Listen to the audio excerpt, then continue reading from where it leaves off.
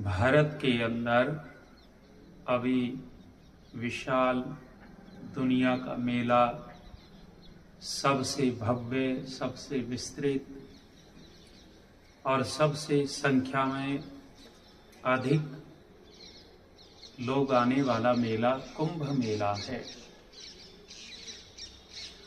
और कुंभ का आरंभ किन परिस्थितियों में हुआ होगा ये तो इतिहासज्ञ जानते होंगे,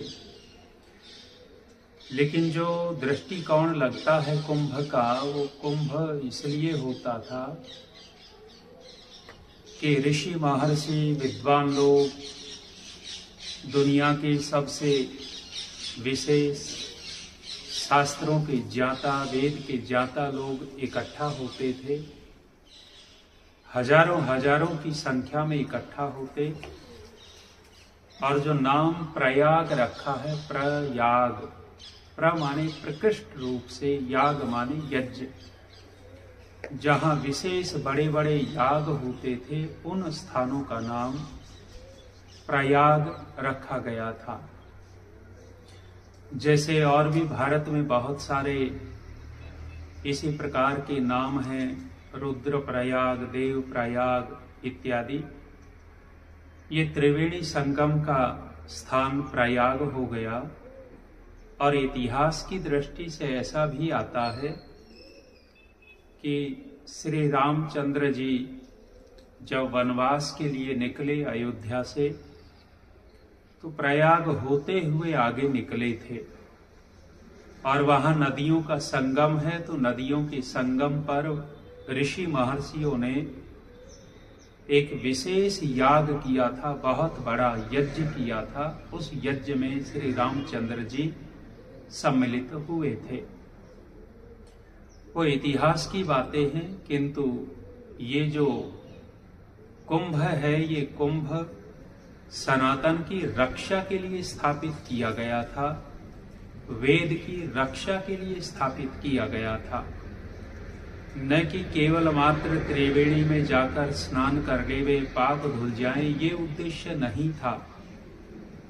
विशुद्ध उद्देश्य तो ये था कि हमारी वैदिक परंपरा, शास्त्रीय परंपरा, सनातन परंपरा, आर्य परंपरा, जिनको वर्तमान में हिंदू कहने लग गए, हमारी वो परंपरा जीवित रहे और विस्तार को प्राप्त हो, संरक्षित हो।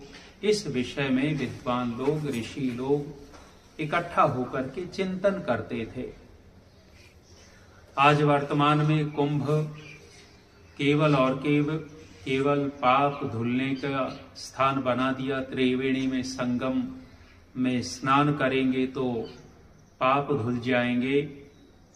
और अभी पिछले दिनों शंकराचार्य अविमुक्तेश्वरानंद जी का एक वीडियो आया। ये प्रायः उल्टी बातें अधिक बोलते हैं और अच्छी बातें बहुत कम बोलते हैं। इन्होंने एक बात रखी थी कि जो गंगा में स्नान करने से पाप धुलना नहीं मानते, उनको कुंभ मेले में नहीं आना चाहिए। और उन्होंने कुछ नाम भी गिनाए, बौद्ध, जैन, और उसके साथ साथ आर्य समाज के लोगों का भी नाम लिया। आर्य समाज संगठन का भी उन्होंने नाम लिया था। स्वामी अविमुक्तेश्वरानंद जी, शंकराचार्य जी, वैसे तो शंकराचार्य हैं, लेकिन उनको शास्त्रीय ज्ञान नहीं है, सैद्धांतिक ज्ञान नहीं है, ऐसा प्रतीत होता है। वे गंगा में स्नान करने मात्र से पापों की मुक्ति मानते हैं, इसलिए उन्होंने कहा कि आर्य समाज वाले स्नान से मुक्ति नहीं मानते, उनको कुंभ में नहीं आना चाहिए। अब ये यदि शास्त्र पढ़े हुए होते तो इन्हीं के शास्त्रों के अंदर लिखा है, अवश्यमेव भोक्तव्यम कृतम कर्म शुभाशुभम, किया हुआ कर्म अवश्य भोगना ही होता है, वो चाहे शुभ हो या अशुभ हो। स्नान करने मात्र से पाप नहीं धुलते, कर्म का फल भोग करके ही पूरा होता है। और यदि गंगा में स्नान करने से पाप धुल जाते हैं तो जेलों के अंदर बड़े बड़े उग्रवादी बैठा रखे हैं। सरकार से शंकराचार्य कहें कि इन जेलों के अंदर उग्रवादी जो बैठे हैं इनको निकालो, अब मौका है कुंभ का, त्रिवेणी में डुबकी लगवा दो इनको और इनके पाप मुक्त हो जाएंगे और जेल से छोड़ दो। कितनी मूर्खता और अवैदिक बात शंकराचार्य होकर के ये कर देते हैं कि गंगा में स्नान करने से पाप धुलते हैं। और इसी अविद्या के कारण करोड़ों करोड़ों लोग वहां पहुंच रहे हैं और उस अविद्या का बढ़ावा हो रहा है, अविद्या नष्ट नहीं हो रही। कुंभ का तात्पर्य तो ये था कि वेद का प्रचार हो, सनातन संस्कृति का प्रचार हो। इतने बड़े कुंभ में जहां अनुमान से कहते हैं कि 40 करोड़ लोग पहुंचेंगे, करोड़ों लोग पहुंच रहे हैं और सनातन के धर्म रक्षक तथाकथित शंकराचार्य, महामंडलेश्वर, जगत गुरु, बहुत सारे वहां बाबे लोग बैठे हैं। इन्होंने अभी वर्तमान में इकट्ठा होकर के कौन सी योजना बनाई कि हम सभी हिंदुओं का धर्म ग्रंथ एक हो। इसके ऊपर इनकी कोई योजना नहीं है। योगी जी का इस्तीफा तो ये मांग लेंगे, लेकिन ये योजना नहीं बना सकते। जैसे मुसलमानों का धर्म ग्रंथ एक ही है, ईसाइयों का धर्म ग्रंथ एक है, सिखों का धर्म ग्रंथ एक है, ऐसे ही हम सनातनियों का, हिंदुओं का धर्म ग्रंथ एक हो जाए। इन महामंडलेश्वरों की, इन शंकराचार्यों की बुद्धि में ये विचार नहीं आता। ये विघटन की बात तो कह देंगे, सनातन के रक्षक होने के नाते दिखावा बहुत कर देते हैं, लेकिन रक्षा नहीं होती। यदि वर्तमान में ये कुंभ चल रहा और इस कुंभ में इतना बड़ा आयोजन ये निर्णय ले लेवे कि हम हिंदुओं का केवल और केवल एक ही धर्म ग्रंथ होगा और वो वेद होगा, वेद से ऊपर कोई है ही नहीं। ये जितने भी ये इकट्ठा हुए हैं वहां केवल और केवल पुराणों तक सीमित हैं। वेद का नाम कोई नहीं लेता, और नाम लेते हैं तो वेद में क्या लिखा हुआ है, क्या है, इनको वहां कोई पता नहीं है। इसलिए कुंभ का जो प्रयोजन था, वो कुंभ का प्रयोजन सनातन संस्कृति की रक्षा का था। कुंभ का प्रयोजन मानवता की रक्षा का था। कुंभ का प्रयोजन अध्यात्म का विस्तार करने का था। वो सब प्रयोजन हट करके केवल और केवल दिखावे में, गंगा में डुबकी मात्र से पाप धुलने तक सीमित रह गया। और बहुत सारे प्रदर्शन हो रहे हैं। आश्चर्य की बात यह है कि वहां अधिकतर जो जिनको नागे कह रहे हैं या साधु सन्यासी कह रहे हैं, वे अधिकतर भंगेड़ी गंजेड़ी बाबे बैठे हुए हैं और प्रदर्शन हो रहा है। इतनी बड़ी बड़ी चिलम, जैसे मसाल जितनी बड़ी चिलम लेकर के वो पी रहे हैं, धुआं फूंक रहे हैं और उनको संत कहा जा रहा है। तो हमारी वैदिक संस्कृति, वैदिक सभ्यता की रक्षा के लिए ये कुंभ था।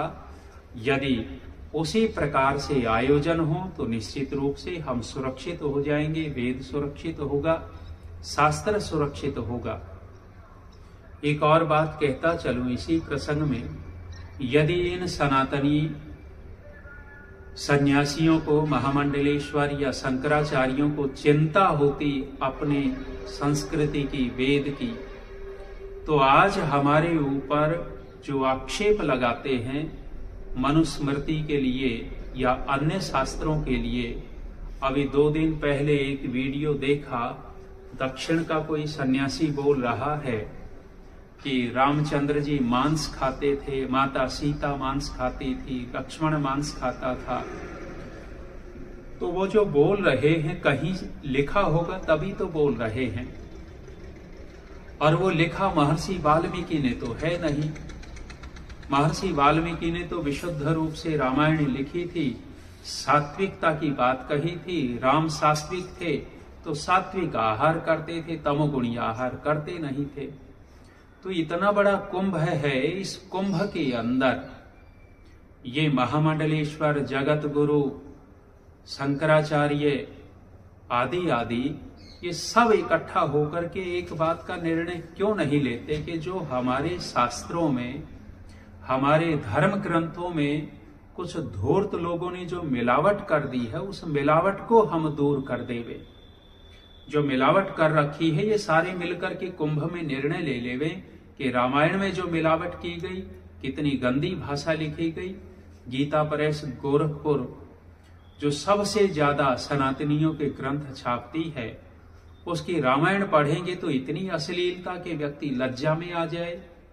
महर्षि वाल्मीकि की रामायण में बहुत गंदी बातें, अश्लील बातें लिख दी हैं। रावण जब सीता को उठाने जा रहा है, माता सीता के एक एक अंग का वर्णन वहां किया हुआ है। महर्षि वाल्मीकि के नाम से अश्लील चित्रण वहां किया गया। तो ये शंकराचार्य या जो भी सन्यासी इत्यादि इस कुंभ में इकट्ठा हुए हैं, लाखों लाखों, ये लाखों सन्यासी मिल करके एक निर्णय अवश्य ले लेवे कि हमारे शास्त्रों में, हमारे इतिहास ग्रंथों में जो धूर्त लोगों ने मिलावट की है, हमारे सनातन संस्कृति के पतन के लिए और अपमानित करने के लिए, उस मिलावट को दूर कर देवे। दूर कर देंगे तो ओछे लोग हमारे ऊपर आक्षेप नहीं लगाएंगे। तो कुंभ का तो विशेष ये प्रयोजन होना चाहिए, केवल स्नान मात्र से वहां पाप नहीं धुलते। और यदि पाप धुलते भी होते तो पाप तो मन में रहते हैं, शरीर में रहते नहीं। ऋषि ने कहा है, अद्भिर गात्राणि शुद्ध्यन्ति मनः शक्तेन शुद्ध्यति। जल से तो शरीर की शुद्धि होती है, मन की शुद्धि जल से नहीं होती। जल से शुद्धि होती तो कोई भी पापी न होता। तो मन सत्य से शुद्ध होता है, बुद्धि ज्ञान से शुद्ध होती है, ऋषियों का कथन है। तो कुंभ बहुत बड़े परिवर्तन कर सकता है यदि विद्वान और सन्यासी लोग चाहे तो। आज इतना ही। ओम शांति।